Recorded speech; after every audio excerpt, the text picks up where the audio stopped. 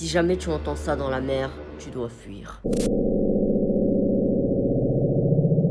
Ce son, c'est le bloop. Et il a été enregistré pour la première fois en 1997, dans le Pacifique, tout proche de la zone Nemo. Vous savez, le point le plus éloigné de la Terre. Et ce son a aussi bien terrifié que intrigué le monde entier. Alors, première théorie, les scientifiques pensaient que c'était une nouvelle espèce de baleine gigantesque. Mais le problème, d'après les estimations, elle devrait faire le triple de la baleine bleue. Pour rappel, la taille de la baleine bleue, c'est 30 mètres. Qui avait produit ce son, il peut être d'une taille considérablement plus grande que ces plus grandes baleines qui peuvent aller jusqu'à 30 mètres de longueur. Presque d'un animal d'une centaine de mètres, avec une capacité de production sonore très très haute.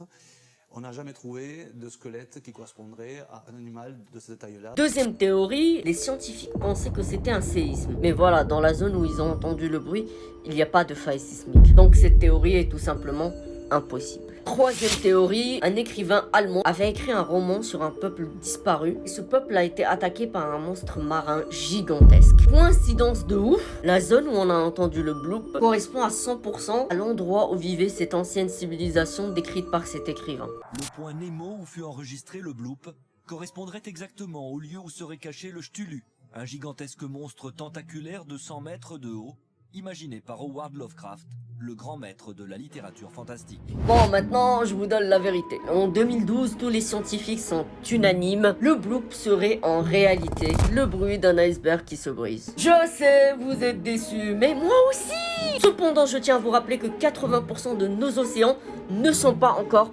découverts. Alors qui sait, un jour, peut-être que nous découvrirons des monstres cachés. Alors voilà, profitez bien de la plage, surtout ces derniers temps, il fait très chaud. Mais surtout, n'oubliez pas,